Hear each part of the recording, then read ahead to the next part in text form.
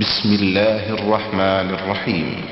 ومن أحسن قولا ممن دعا إلى الله وعمل صالحا وقال إنني من المسلمين.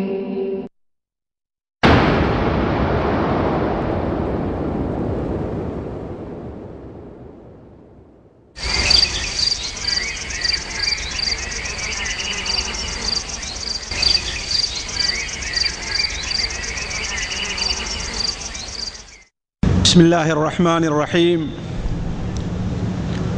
الحمد لله رب العالمين الرحمن الرحيم مالك يوم الدين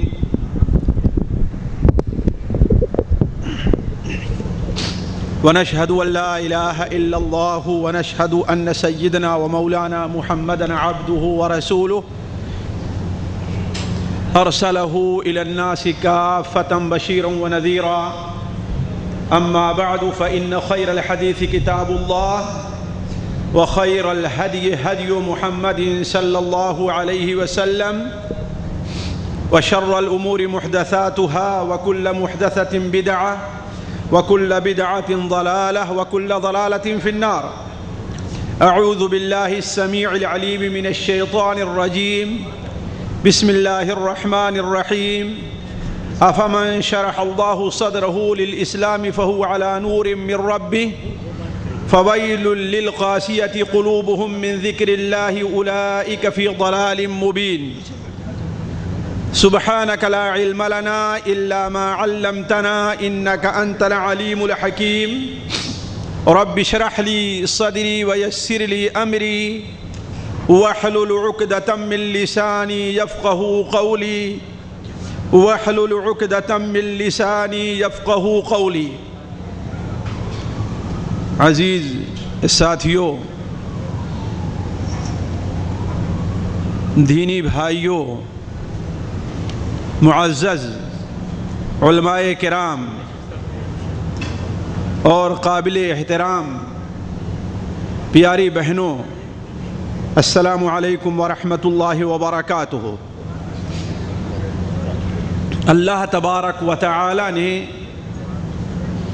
جسم انسانی کو مختلف حصوں میں تقسیم کیا ہے اور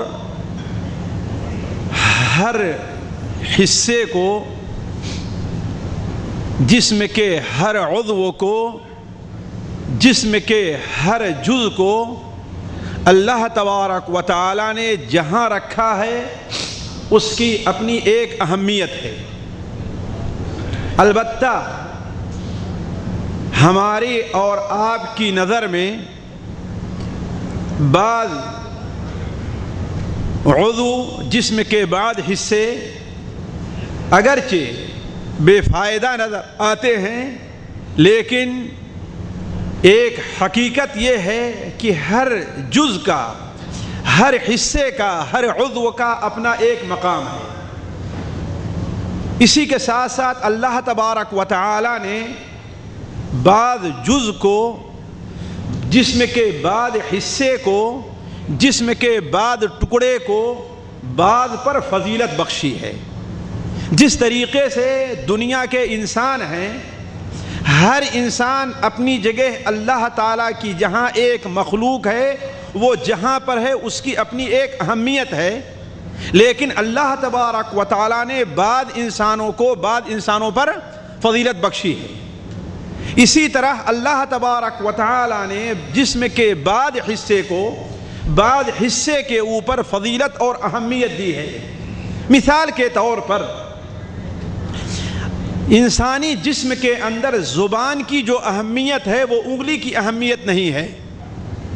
انسانی جسم کے اندر آنکھ کی جو اہمیت ہے اس کے ایک دانت کی وہ اہمیت نہیں ہے. اور انسانی جسم میں دل کو جو اہمیت حاصل ہے وہ کسی اور جز کو حاصل اور کسی اور حصے کو حاصل نہیں ہے. ساتھیوں، دوسری چیز جو ذہن میں رکھنے کی ہے وہ یہ ہے کہ ہم اور آپ دیکھتے ہیں کہ انسان کے جسم کا کوئی بھی حصہ ہے وہ حالات سے وہ بیماریوں سے، وہ ظروف سے متاثر ہوتا ہے۔ ہماری آنکھ ہے، کبھی یہ صحت مند رہتی ہے اور کبھی اس میں کسی قسم کی بیماری لاحق ہو جاتی ہے۔ ہماری ایک انگلی ہے، کبھی یہ صحت مند ہے اور کبھی اس میں کوئی بیماری لاحق ہو جاتی ہے۔ اسی طریقے سے ہمارا دل ہے، کبھی وہ صحت مند ہے اور کبھی اس میں مختلف قسم کی یا کسی بھی قسم کی بیماری لاحق ہو جاتی ہے۔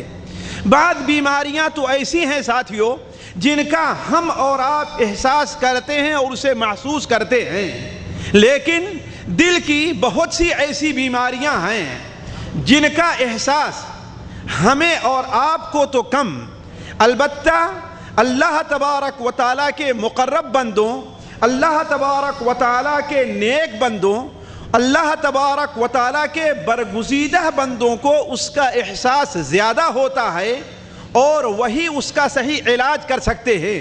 جس طریقے سے بسا اوقات ہمارے جسم کا کوئی حصہ بگڑا ہوا نظر آتا ہے، ہم اسے محسوس نہیں کرتے، لیکن ایک ڈاکٹر یا ایک حکیم یا ایک نبض حکیم جب ہماری نبض پکڑتا ہے تو بتاتا ہے کہ اصل بیماری تو آپ کے جسم کے فلاں حصے میں ہے۔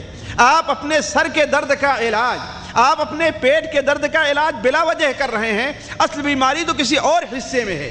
اسی طریقے سے دل کی اصل بیماریوں کا صحیح علاج جو اللہ تبارک و تعالیٰ کے مقرب اور اللہ تبارک و تعالیٰ کے نیک اور صالح بندے کرتے ہیں، وہ عام طور پر لوگوں کو اس کا احساس نہیں ہوتا یا ان بیماریوں کو وہ محسوس نہیں کرتے۔